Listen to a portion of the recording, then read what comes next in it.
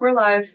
All right, welcome everybody. It is Friday, February 13th, and this is House Energy and Digital Infrastructure. We have about an hour or so this morning to hear from some of our utilities on H716, which is an act relating to the net metering formula. So we will introduce ourselves briefly and then ask folks in the room to say hello, and then we'll turn it over to you for the record. So I'm Representative Kathleen James from Manchester. Scott Campbell from St. John. Right. Richard Bailey, Lamoille 2. Chris Morrow, Windsor, Vinny. Michael Southworth, Caledonia 2.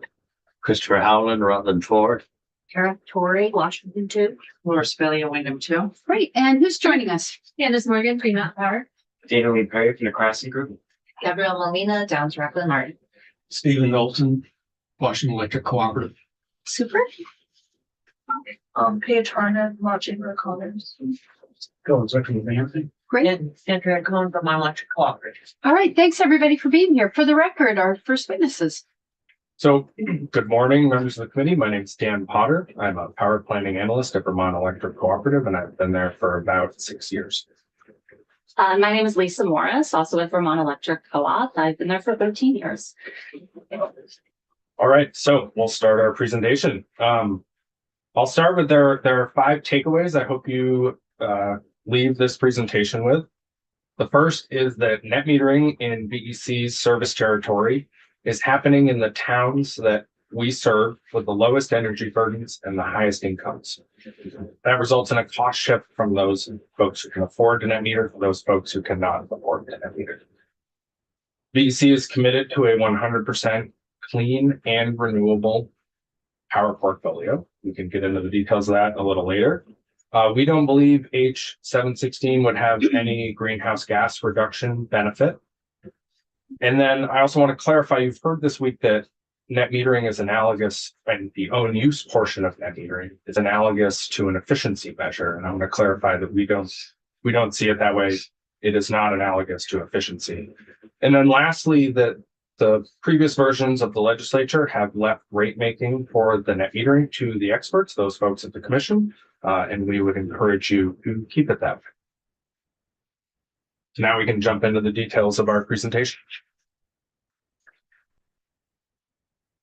So VEC's power supply is currently 100% clean. We made that commitment starting in 2023, and it is 100% carbon-free on an annual basis. We are committed to 100% renewable. Our board made that commitment in February of 2021 to become 100% renewable starting in 2030. We also believe it's imperative to keep rates as low as possible to support beneficial electrification. We want folks to move to electric vehicles, heat pumps for the carbon reduction benefits. And that turns to the rate pressure that we experience from net metering. So on an annual basis, and these numbers are a couple of years old, they supported one of our recent rate cases, but on an annual basis, we experienced approximately $1.7 million in upward rate pressure, and that is just from the excess generation from net metering facilities. That equates to about 1.7 in rates every single year.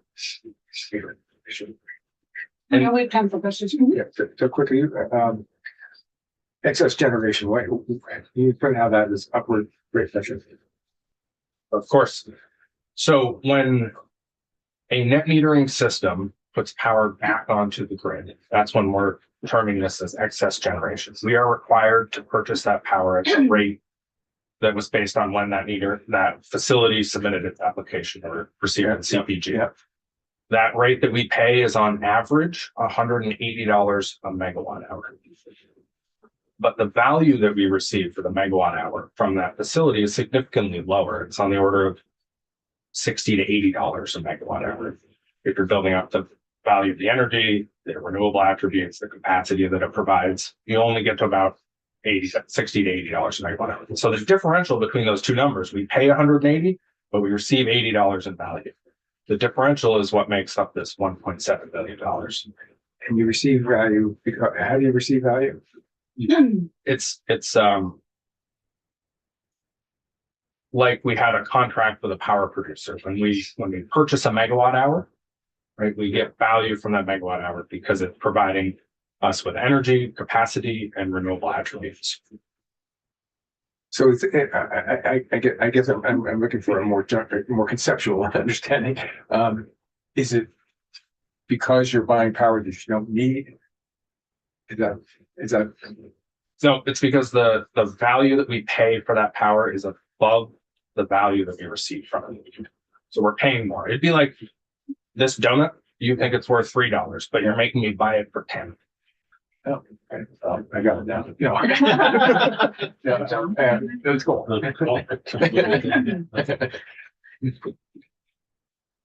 Victoria? And that's even though you didn't buy the equipment, you don't have to maintain the equipment. Is there any value there? Like the customer made that investment. That is, How does that get? yeah, that's also true. If I was to go out and enter a power purchase agreement for let's say a 5 megawatt solar facility, that is also true of that facility. Okay. And I'm interested to know, you said that you had, that across your service territory, you're seeing that net metering is happening in the highest income areas. And so as we go through, I would love your thoughts on that. To my mind, that's the problem we're trying to solve for, which is that we've made, incrementally, we've made residential solar less and less and less financially attractive so that it now has become something that rich people can afford to do and nobody else can afford to benefit from. So to my mind, that's the problem. Yeah, we have, I think we agree with you. There are some slides that we have up here that will demonstrate that in a little bit. But it's really the heart of this last bullet, though, is that we believe current net metering is not equitable and it's not well distributed across our service territory. And we'll get into that. We have some slides that demonstrate Okay. that exact point. The first bullet here actually gets to Representative Campbell's question, is that we are paying more for the power than the value it provides. We're paying more than we think it's worth, or that it is worth. And if you're looking at the entire net metering program, not just excess generation, the total cost is estimated at about $6 million a year. That's averaging $182 a megawatt hour. And if we were to go source that power from a different area, let's say a 3 or 5 megawatt facility, that cost would only be about in the range of $100 to $110 a megawatt hour. So it's cheaper for us to do this in a least cost way through other resources. But more? So your previous slide had 1.7 million in excess generation, and now you're on 3.2 million. What's the difference? Yep, the difference is the value. So this is the 3.2 is the total cost we paid for excess generation. Then those megawatt hours provided $1.5 million in value to the co-op. That's what we think the energy, the capacity, and the RECs were. And then, but we were required to pay 3.2, so the difference is the $1.7 million. Okay, and how are you determining value? That's a good question.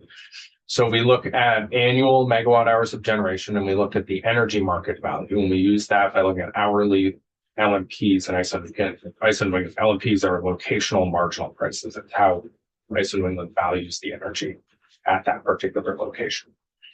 We look at the Vermont load zone. So we use those numbers to back up the value of the energy that these facilities produce. We look at the value of renewable energy credits. So DEC is always purchasing and selling renewable energy credits. And so we're able to use the contracts that we execute for similar products to back up that value.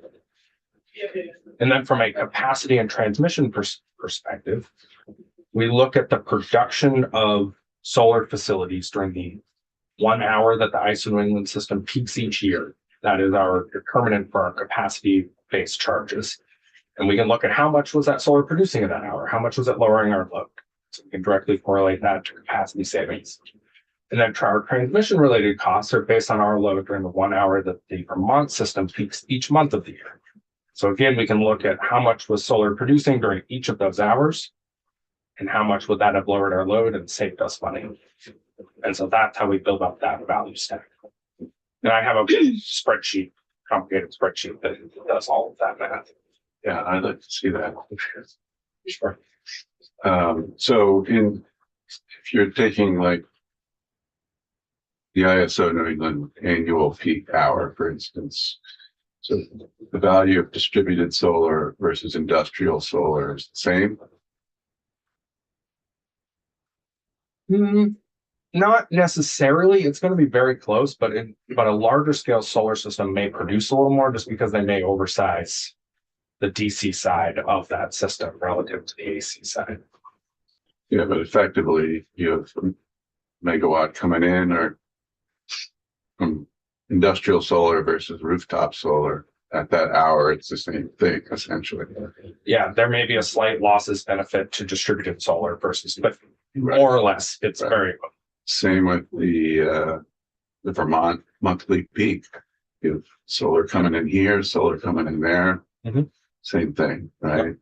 Right. So I'm trying to get to how you're saying in this instance, the value from industrial solar is the same as the value from distributed solar.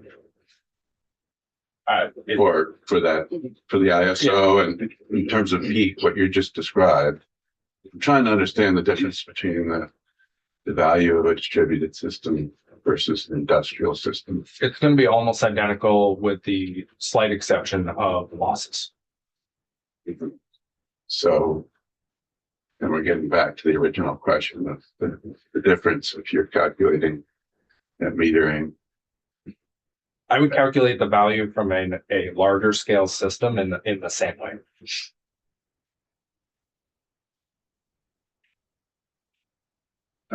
So I'm missing something here. So you were giving those as examples of the net metering cost shift, but we just determined that those are the same values as industrial. So is there a cost shift from industrial as well?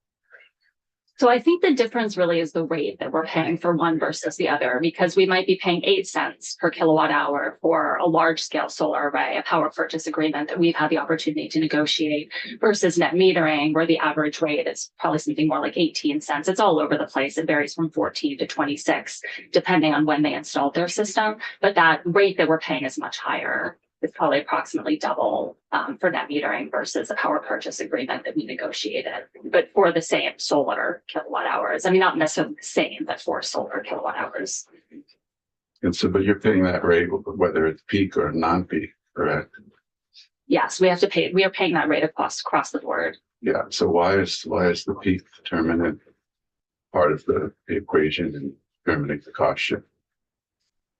Because that determines the value to us. That's part of the equation for the value. So there's the cost side, right? What we're paying, and then there's how we are valuing it, which are there's a pretty wide difference there between the two. Well, yeah, I mean, that's what we're trying to get at here. Like, maybe if I saw the spreadsheet, it would make more sense. But if industrial and net metering, the peaks, you're getting the same kilowatts from both the same time, then but you're paying different rates. I don't understand why the peak matters. The peak matters because the value stack builds up to whatever that is, but the amount we pay differs between net metering and an industrial system, right? The value stack is calculated the same way for either one, but then how much we pay for that resource is what Lisa was saying, right? We pay on average $180 megawatt hour for a net metering megawatt hour, and we pay much lower for our larger scale negotiated PPAs. But that's true any time of day, any time of year. Mm-hmm. Yes. All right. I'll let you continue. I was just going to say, I want to make sure we don't run out of time. Yeah. We'll keep moving. I'm going to turn it over to Lisa now, and these are. So you may have seen this map. This is the energy burden across the state of Vermont by town. And this is just to kind of show, the areas with red are the areas with the largest energy burdens. And then the areas in blue are areas with lower energy burdens. So our service territory, of course, is like the northern third of Vermont. And you can see some of those highest energy burdens are in the Northeast Kingdom. And those towns that are highlighted are towns that are in our service territory. Right. Down. Okay. And so this is a map of our net metering systems that have been installed in our service territory. We have about 3,000 that are currently on our system. So that's about 8% of our total membership currently has a net metering system installed.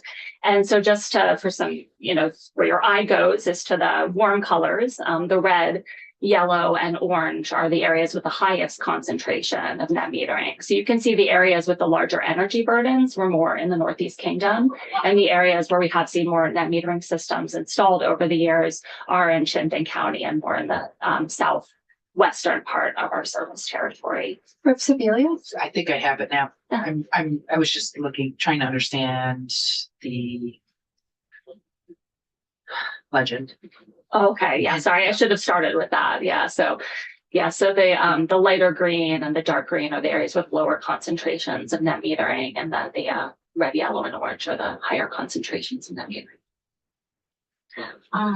Is there a percentage cap of net metering customers? Like how many more there's no limit to?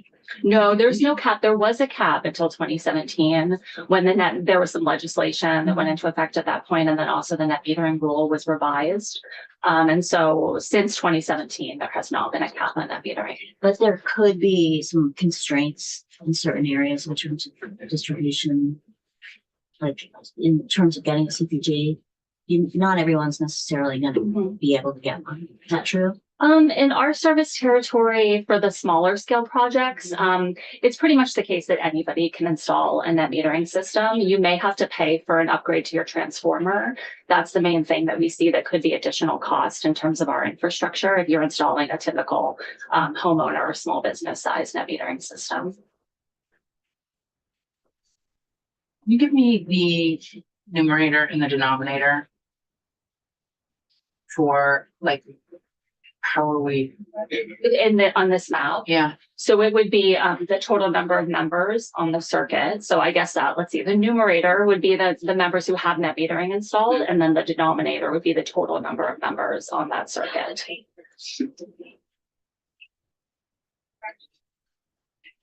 Yeah. Of distributed net metering, have you ever looked at what each project used for power in the past versus what they are producing?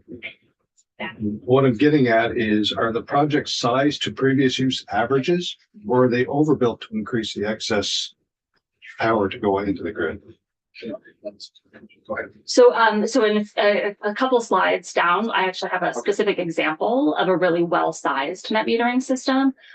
In general, I'd say it's kind of all over the place, because sometimes people, maybe you installed net metering in 2020 and then you bought an electric vehicle and you installed a heat pump. And so now your net metering system is definitely too small for your current usage. Right. It may have been sized appropriately for what you were previously doing, but we have seen a lot of the same people who, are installing net metering are also buying 1 or 2 electric vehicles, installing heat pumps, doing those other beneficial electrification measures that can double or even more, can triple your usage.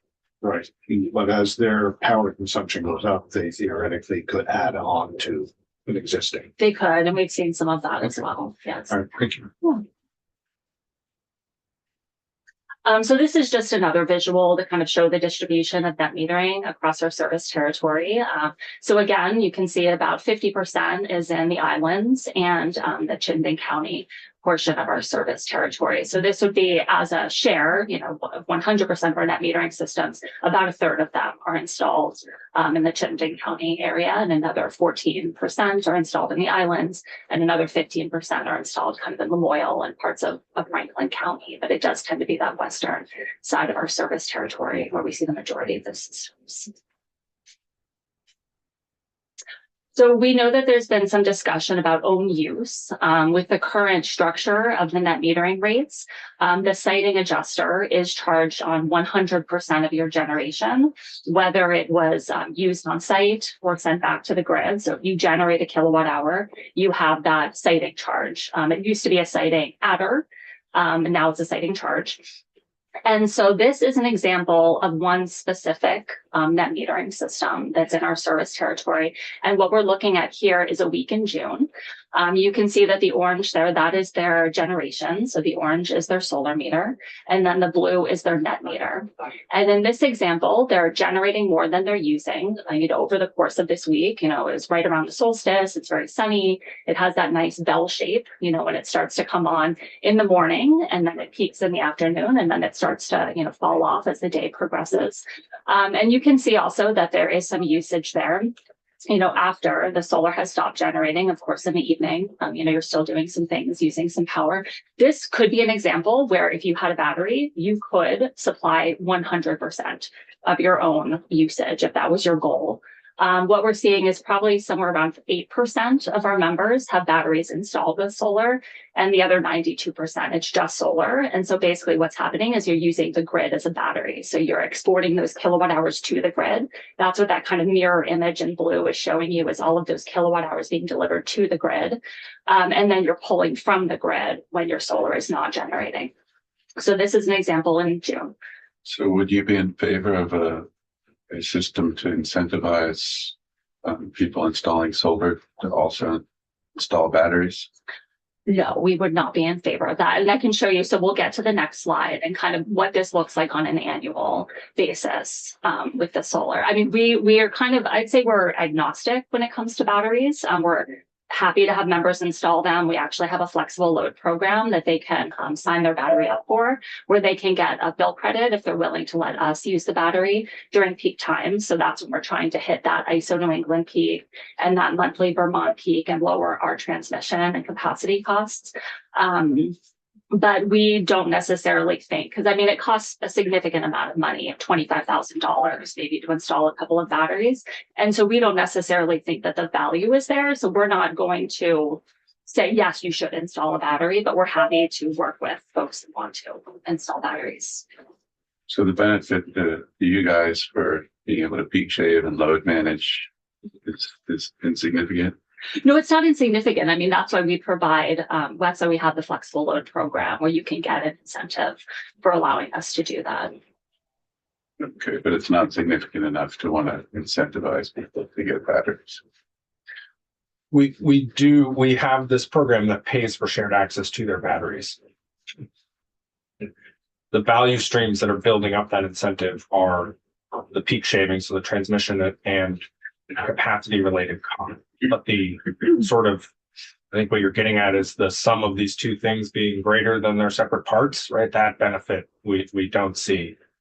Maybe it's marginal, but we are incentivizing folks who want to share access to their battery with us. We provide a financial incentive for that.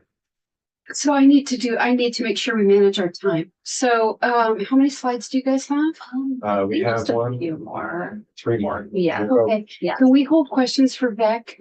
Because I know last time we ran out of time on Washington Electric, very specifically. First, and then I can take the end or whatever. Do you mind? No, totally. Okay, because I'm also feeling conscious that last time they got totally squeezed out the end, and that felt very unfair. Yep. So if we could hold questions for these guys and let you guys finish your slides, great. Okay, thank you. So just to wrap up on this slide, June in this example of this specific net metering case, it was the best month in terms of their own use. So 56% of their usage was from the solar that was on their property, and then 44% was still from the grid. So it's not a 50-50 split in that best month for own use purposes.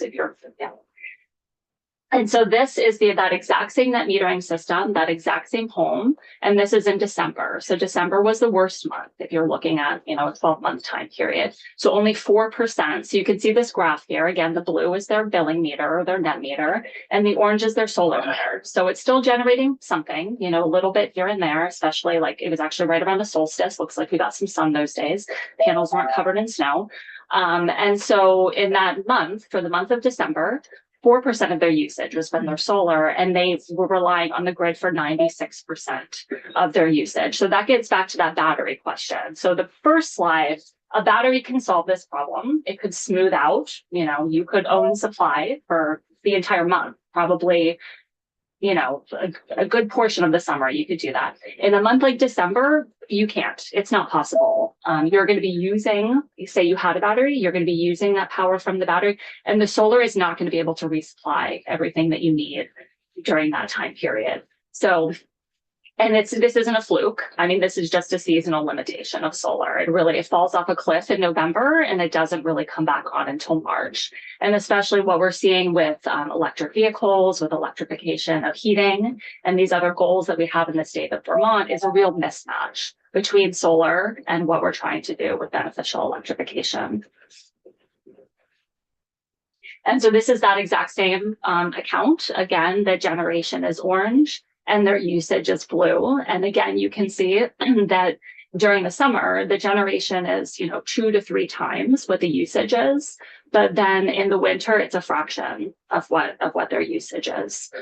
So in this example, this member, for all 3 of these slides that I've shown for the meter data, was able to offset 100% of their energy charges on an annual basis. Because the way that the net metering program works is you can bank those credits spring and summer, and then you have that bank going into the winter months. And so despite the fact that they were using 96% of their energy came from the grid, and we need to supply that and have the power resources to supply that, they were able to offset all of their energy charges. And this is a very typical situation with net metering.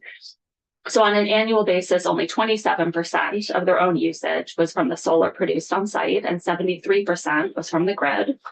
And then only 21% of the generation, so the total generation, was used on site, and then 79% was sent back to the grid. So just to wrap up, so even in this example of an ideally sized net metering system, it only produces about a quarter of its own power, and the other 75% is supplied by the grid, which, as Dan started off with, we are currently carbon free with our power supply, and we're gearing up for 100% renewable by 2030 for what's supplied by the grid. And then a significant portion of BEC's fixed operating costs are actually in the energy charge. So there's also the customer charge, but most, maybe not most, but at least half of our operating costs are embedded in the energy charge. So everything that we need to do to, keep power flowing to everybody, pay our employees, fix power outages, everything like that, a significant portion of those costs are in the energy charge, not in the customer charge. And so what that means is that net metering members, they're still relying on the grid, but they're underpaying for the service that's being provided. And then our current net metering rate, which is about 14 cents when you factor in the advent siting adjuster, is still higher than what we would agree to pay for a power purchase agreement. It's significantly higher. And then the final point is just that we are a not-for-profit member-owned electric co-op. And so any additional costs that we incur are borne by our membership. So everybody who's paying their bill. One quick question, and then we'll. Yeah, second bullet point, I just want to make sure that I understand the operating costs that are embedded in the energy charge. Can you just kind of run down what's in the energy charge? Or what the energy charge pays for? So the energy charge, it obviously pays for energy, our power supply. But it also pays for, things like our overhead costs. So our employees, the costs of your capital costs of, infrastructure, just everything that I don't know if you have a better way to explain. What doesn't it pay for maybe is? Well, when we do a cost of service study, we build up all the costs that it takes to run a utility, right? T&D lines, employees, energy costs, all of that. Is transmission and distribution. Yes, sorry, thank you.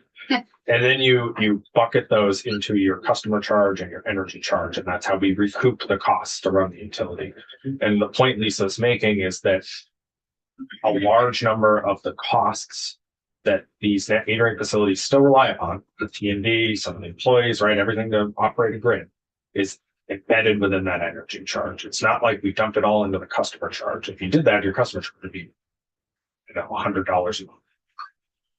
So currently, just for some context, our customer charge is about $22 a month. So it'd be significantly higher than that. And that's just the unavoidable charge. So that's the one charge that net metering customers have to pay us. They have to pay the customer charge, the energy efficiency charge. Every other charge they can offset on their bill with their solar credits. We have to move on. I'm sorry. Okay, if it's really I quick. didn't hear what the customer charge is a month. Oh, it's about $22 $22. for our residential companies. Okay. Thanks so much for your time. Appreciate Thank it. you. All right. Let's As long as it's okay with Candace. Yeah, Okay, absolutely. Yeah. let's swap up and hear from Washington Electric, who got rudely Well, cut off. wasn't me though. It was- Nonetheless, Can still, you, it was. I'm sort of a newbie. Can you, would you know how to set this thing up? So I've got my, Do what you is need it, the chair? difference? So it's do- Yeah, well, you we're on need- Zoom. You're in the Zoom. Mhm.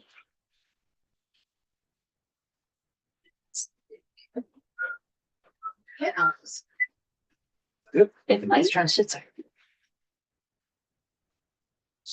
You want to share screen? are you in?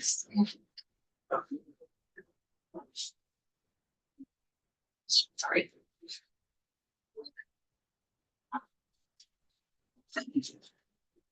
Well, while this is going on, let me introduce myself. My name is Steve Moulton. I'm president of the board of Washington Electric Cooperative. I've been president since about 2021, board member since 2015. I'm also a net meterer. I've been a net meterer for over 11 years now. And so I'm reasonably well experienced in the economics of net metering as it applies to the user. Great. I also realize that net metering, in talking with my members, our fellow members, net metering is a complicated subject. It's hard to understand. It's very hard for someone who gets the basic concept but doesn't really get the details that you've been presented with here today.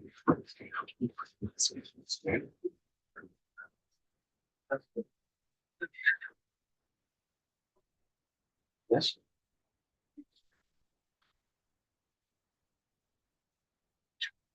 Okay.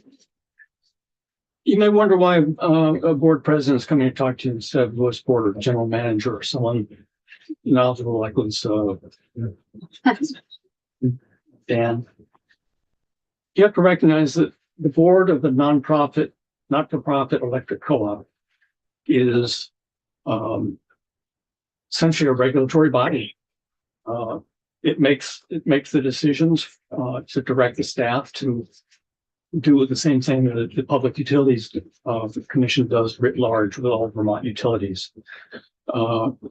As members ourselves, we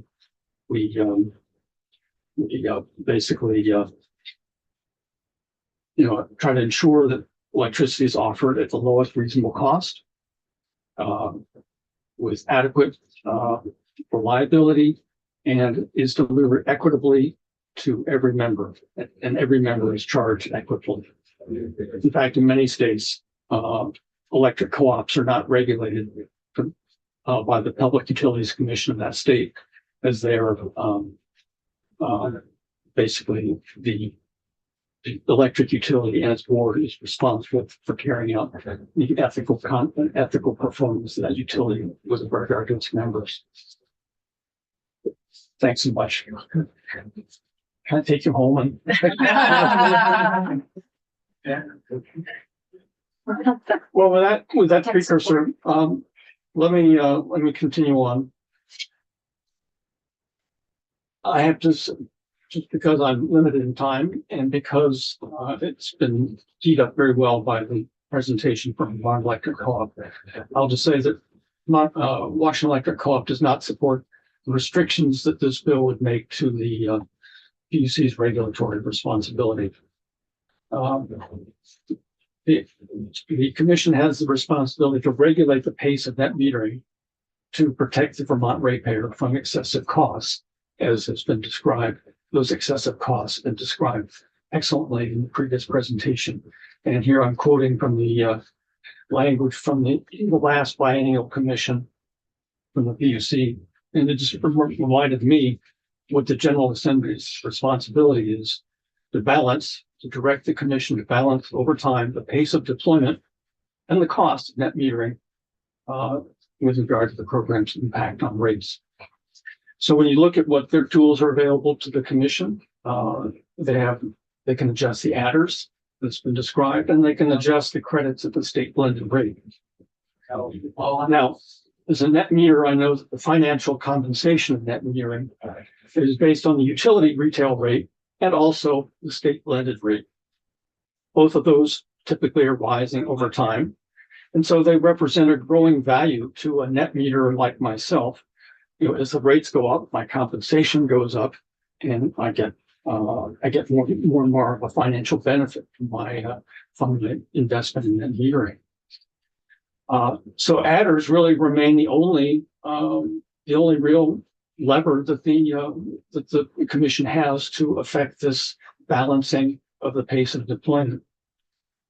And it's our conjecture that this piecemeal restriction, if you will, this of trying to adjust one little piece of the adder of the PUC's entire biennial process to review the pace of net metering is largely counterproductive to the commission's obligation to represent the interest of the ratepayers.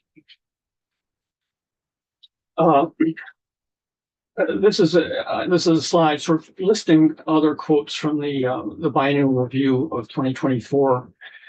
You may consider it piling on, so let me just focus in on the first one, which is really the point of the matter. Without the decrease of incentives for new systems, cost of new net metered power would increase, as I say, because rates are increasing. And this shifts even more costs to the ratepayers who don't net meter, and that further increase the statewide electric rates. And these are other interesting quotes, but in the interest of time, let me proceed on. So I often think when I'm sitting in a board trying to make a decision on what's best for our members, I have to ask myself, who are the winners and losers in this? Well, obviously, who benefits financially from the conditions of this bill would be the solar installers and the residential net meters like myself. There'd be somewhat higher financial compensation than without the bill, and obviously it spurs construction of new installation and employment. And I have to say, this is something since I'm a net meter, it's kind of in my soul to say, gosh, I can make more money. That's great. And my investment's better. And in fact, most studies have shown that the reason people net meter is primarily to save energy, to save money on their electric bills. This is borne out. I see it in my own soul. And I also recognize that there are polls quoted by the Regulatory Assistance Project in their documents, but that's what's driving most people to decide to net meter. The losers, well, I think that's been described perfectly well in the last presentation, and so I don't really need to go into this in any detail. I just wanted to point out, to repeat, that the upward migration of electric rates driven by net metering, and particularly substantial levels of net metering, it basically erodes support for increasing the electrification and investment in resilience. If the utility has to spend more money on power that it really doesn't need to. Now you might ask yourself, well, surely there's environmental benefits to supporting net metering. Well, it's probably not as profound as you might think. WEC itself is 100% renewable. All WEC ratepayers have already invested through their co-op to receive in the equipment and the services to receive renewable energy all the time, 24/7. So the addition of if you will, unconstrained net metering is not really a benefit for the societal goals of environmental goals of Washington Electric. Perhaps more importantly, Vermont electricity portfolio is already 91% free of fossil fuel generation. Less than 3% of Vermont's greenhouse gas emission comes from the electric sector. So, and I think the DEC and Green Mountain Power are doing a great job of accessing clean and renewable energy. So, as I say, there's not a great societal need to particularly prioritize net metering as a means of putting more renewable power on the grid. Please. Just to, and you don't have to answer now, but just a thought as we've seen presentations. I understand. I get a little bit sort of mystified, or I feel like for me anyway, the conversation is missing the point when we push back on, rooftop residential solar because it doesn't reduce greenhouse gas emissions. To me, that is not the main point for me anyway. And so I don't think we can have this conversation now, but I'm curious to know, I see great benefits to helping Vermonters deploy rooftop residential because it is it's a kind of less controversial, used to be a more low barrier way to get a lot of homes and garages feeding the grid and power flowing back and forth. And as we start to pair that with battery, it just feels like a resilience move to me. And that all this small scale individual power generation is a good goal. And so to me, the point isn't so much the greenhouse gas emissions, it's moving toward the grid of the future. And so I'm just curious to know, we do not have time to have this conversation right now. But if net metering isn't a way to help spur that or make that more affordable for more Vermonters, then what is? Because we see all the battles erupting all over the state about putting, commercial or utility scale solar arrays in fields. Or so the answer can't be that we can't put solar anywhere.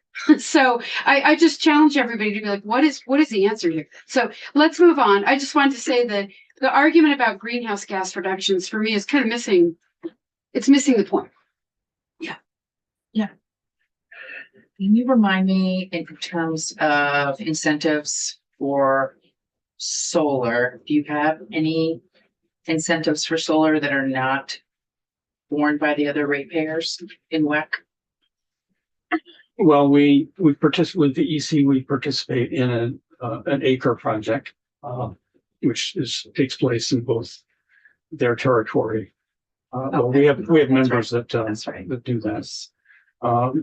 We're supportive of the balcony solar effort among whom. Let's see. Let me think a bit more about that. Thanks. Representative, I think you might be, I agree with what you said, and I hope that you'll like my last slide. Yeah, I know it's philosophical, but. Well, my last slide is philosophical. Oh, great. So you and I can. We'll have a mind meld. Yeah, we'll have a cup of tea. Okay, so the point of the environmental benefit, one of the reasons we're doing this and we're doing renewable energy is not just to empower people to produce their own power, which I'll wait till my last slide. Okay. Just cut me off. Okay. I want to give you an idea of the history of net metering at Washington Electric. And obviously this is the lower axis is years, and then this is a cumulative history of the number of kilowatt hours or kilowatts of net metering that's been installed by WEC members. Now, it's an interesting curve. Back in the turn of the century, net metering costs about $10 a watt to install net metered power. No such thing as batteries. The net metering incentive was an excellent idea at that time to get that started, to give the industry, the chance to improve all their methods, their supplies, whatnot. There's no question all in my mind that net metering on the left-hand side of this graph was well worth it. And you can see that the pace of net metering improved and actually improved exponentially until about 2016 or 2017. At that time, it was clear that the incentive had done its job. Net metering costs, installation costs had dropped to about $3 a watt. So this is an incentive that worked. It empowered the industry to become mature and productive. Since that time, you can see that the installations have continued to rise pretty continuously. And near the end of this period in the late 2020s, batteries are now going to become available. So we're facing at this time, 30 years after the start of net metering, we're facing a whole new world. We've got a mature industry. We've got batteries. We've got lots of automation capabilities available to us. We've got the ability to use batteries to address peak issues. This is on the right. This is not your grandmother's net metering anymore. This is not your grandmother's local solar. So times have changed. And it's my closing thought that while I do not support if you will, the tinkering of the PUC regulation, PUC requirement to regulate pace of net metering, I believe that there is a role the role remains for people to install, produce, generate their own power. I don't think that's a question. How those people do it economically, Dan raised that question as, that's a concern, but nonetheless, I don't think that's an object that I, as a Vermonter, would question. As I say, installers have brought the installation cost down by over a factor of 3. Earlier incentives have done their job. Storage batteries. Can I ask a question on that? Defer to you. So we've heard from solar installers that with the absence of the federal tax credit, which was 30%, and the addition of tariffs on all the imported goods, that actually the cost of installing a system is dramatically higher now, 2026, than it has been in many years. I can't speak to the tariffs. This cost of $3 per watt is largely before the tax the tax rebate that I would have received if I'd installed the system. So I believe that $3 a watt is, what you pay for the aluminum and panels and everything else, and then a tax credit comes on top of that. At least that's the way it was for our system. Right. So some of the genesis of this bill is because the conditions you describe are no longer relevant to the market in Vermont. And actually the cost of the system is dramatically higher. The rate adjusters just is a small move towards re-leveling it. So the cost you described, so the numbers pencil out in a slightly better way.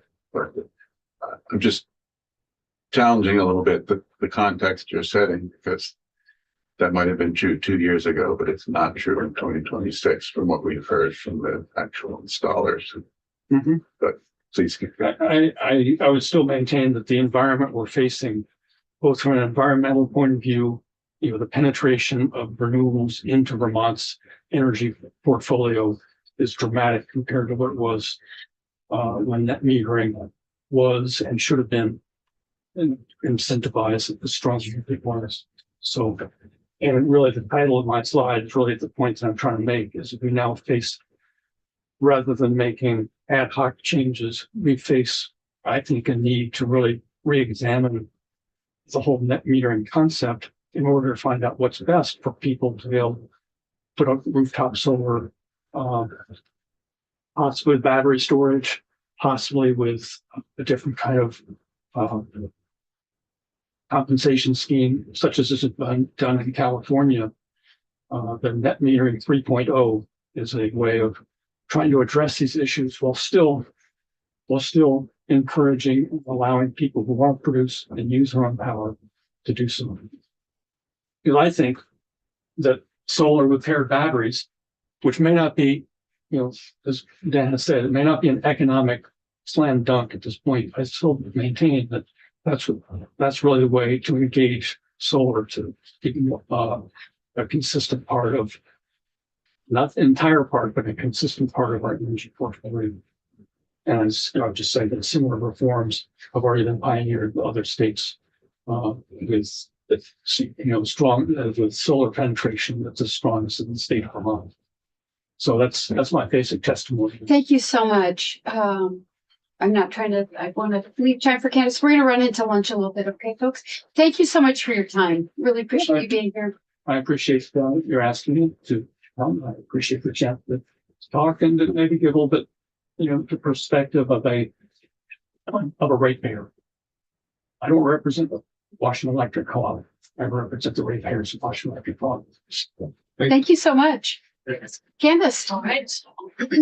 Thanks for being flexible. Yeah, no problem. Excuse me. Thanks, Ben. Oh my God. Absolutely.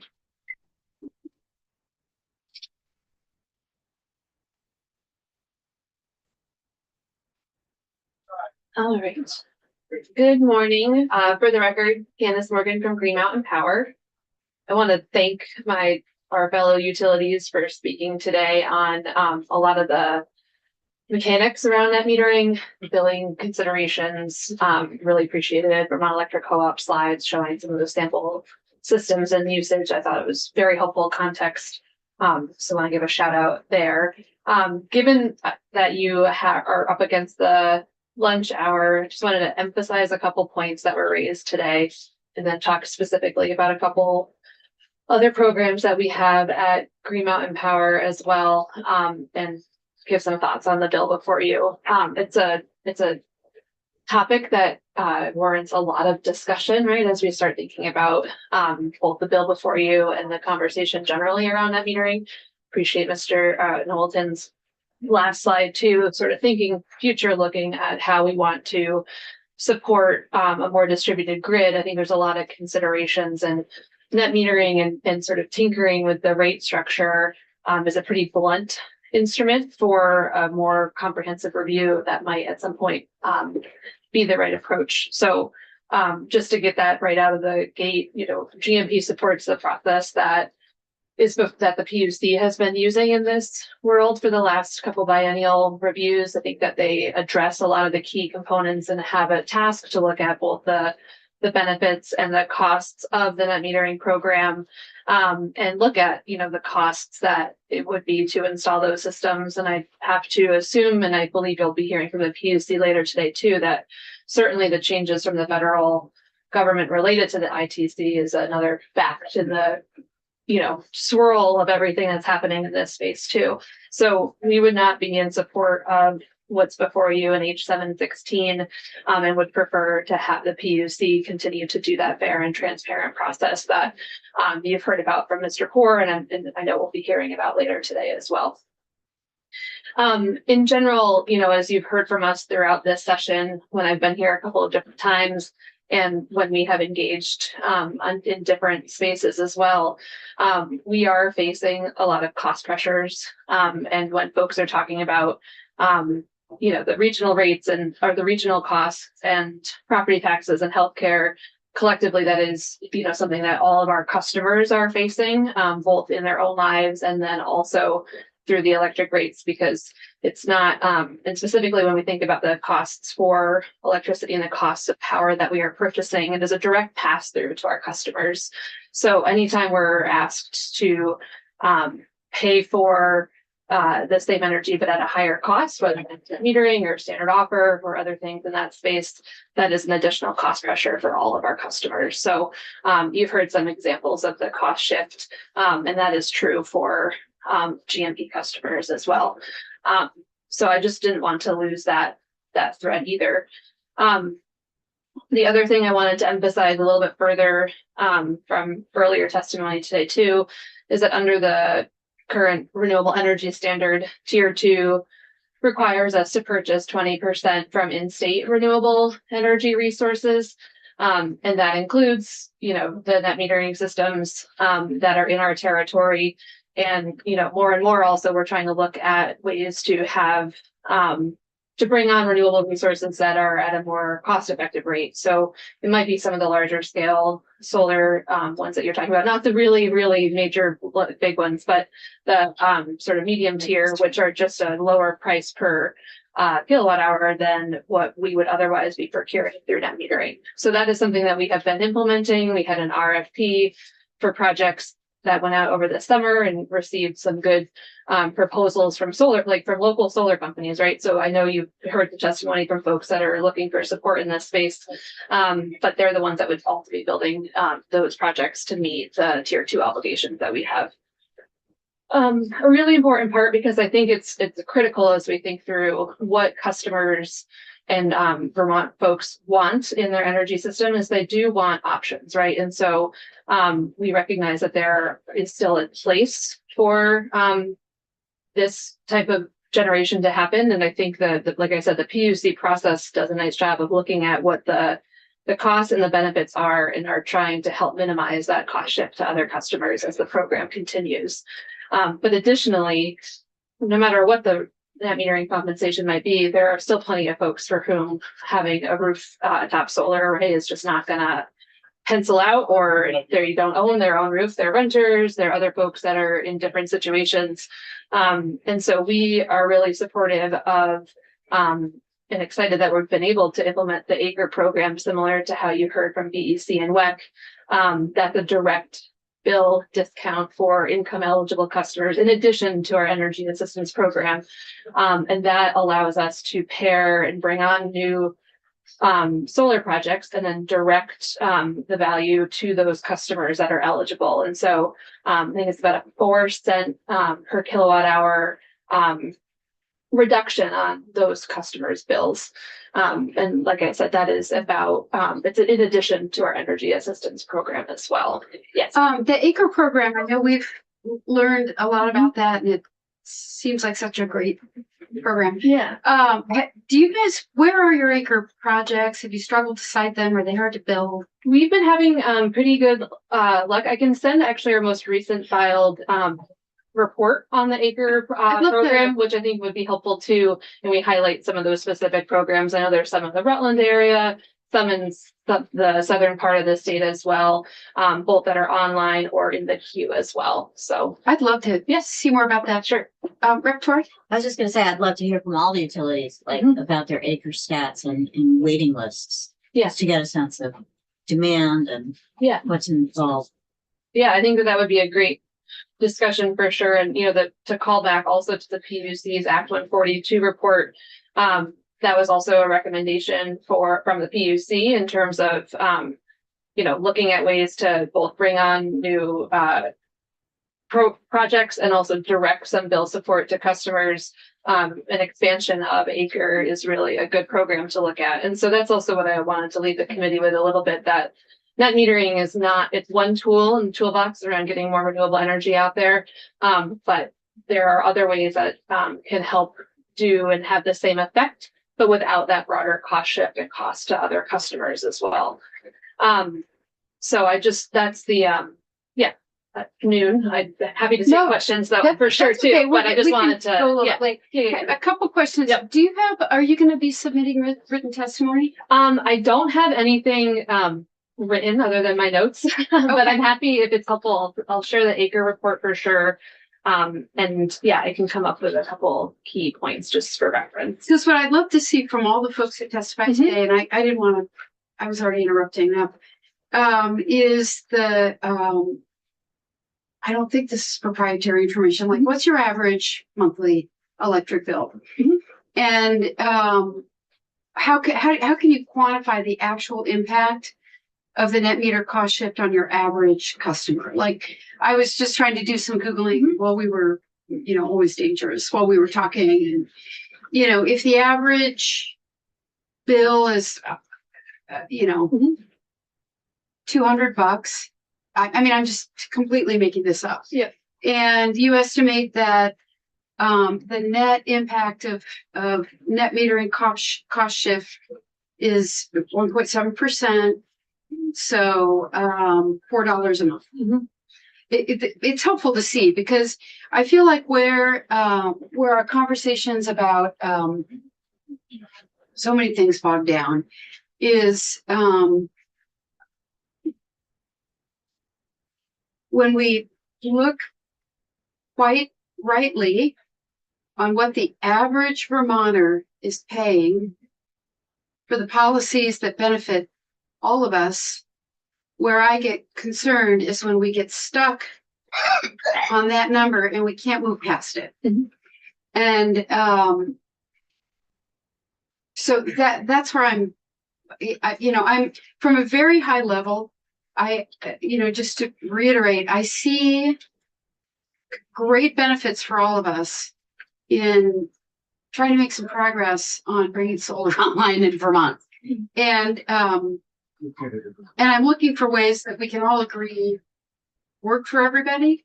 And when we constantly get stuck on the no, if we can't spend a penny to save a dime, how do we get past the penny? Understood. And I'm happy to provide that specific request as well. I think it's helpful because it's not just there's net metering and there's also some standard offer projects that are also above and beyond what the cost of that power would be. So there's a public policy cost, and I hear you, and I think we all support finding that right balance around what are we looking for as our broader goals, and then how are we paying for them, right? Yeah. And where is the right thing? I think the other thing I just wanted to also throw out there, not to add something right before the break too, but I think historically the place that folks have gone to figure out how to pay for these programs has been electric customers.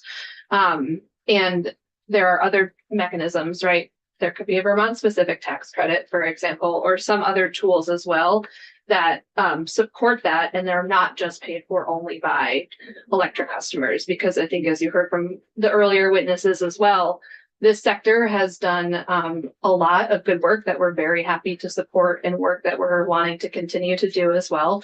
But we do have to continue to find a balance between what we're asking all of our customers to pay for in terms of supporting state policy goals too. So balance. Which gets back to, and then I see you, which gets back to some of the context setting information that we've had about Vermonters' overall energy burden. Yeah. And what part of that is our regulated electric sector, and what part of that is our unregulated home heating sector. Yeah. So trying to always stay with the big picture, but it's hard sometimes. Yep.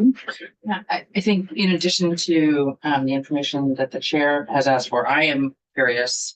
I think I asked Washington Electric this, but I'm curious from all of the utilities if you can help us understand what are the non-ratepayer, if there are such things, programs that you are offering in terms of for incentives, or that you have in the past, thinking about ideas. I agree, we want to help people have more renewables. We are also talking about disconnections here. I'm very cognizant of the whole ratepayer issue, and so where are other places that we can think about that can be helpful in terms of incentivizing renewables and helping with distributed generation? So just any additional information on other programs that you have, or other ways for sure to help us with that. Yeah, I mean, in addition, ACRE was a general fund or ARPA funds, and then I think some might have transitioned to general fund program, and so that's how it's able to how those customers are able to be connected is with those dollars and not costs from all of their customers, right? And then we also have a shared solar program, which is similar to ACRE, but instead of general fund or sort of grant dollars, the incentive to the income eligible customers is coming in the form of a bonus investment tax credit that the solar developer is passing on through our power purchase agreement with them. And that's based on the fact that they're able to directly connect with low income customers as part of our tariff that we've offered in that program. And so that's also in addition to those other programs as well. And so those are a couple of things where we're connecting renewable programs or renewable energy projects with income eligible customers without electric customers being the ones that are paying for the incentive amount. But yeah, I'm happy to follow up with more details on both of those. Yes, and you could get that from back too. And I apologize, Madam Chair, I had a name point. Rep Supper? So you touched on Vermont specific. We heard testimony yesterday, New York offers a $5,000 credit. Yeah. Is that even something that makes sense or is viable, or is that even anywhere near enough to have it in that? It's a great question. And, you know, I was reflecting on some of the written testimony I saw from a few witnesses that you had yesterday. They did throw out a dollar amount of $5,000, both for, I think, for the New York credit and also what they would hope to see as the result of pausing the negative adjuster as like this bill contemplates. So it feels like a reasonable place to start, but it would be, I think, potentially more of a question for developers and, you know, thinking through what that could look like. I'm trying not to put on what I used to have as a hat, which is that I work in the tax department. So I guess I would stop there before, you know, Ways and Means members and others are concerned about it all. But I do think, like I said, if the goal is to, you know, fix or backfill a loss from a tax code change at the federal level, it feels like a conversation to at least have before we just go down what has been perceived as an easier route from electric customers in that metering. Thank you. Yeah. Everybody? Candace, did you cover your? I think so. Yeah. Okay.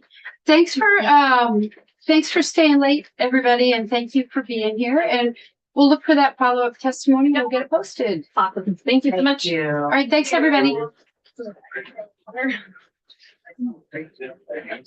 Yeah, that was. Yeah.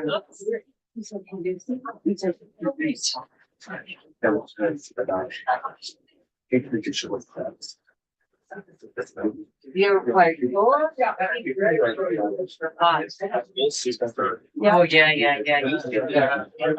Okay.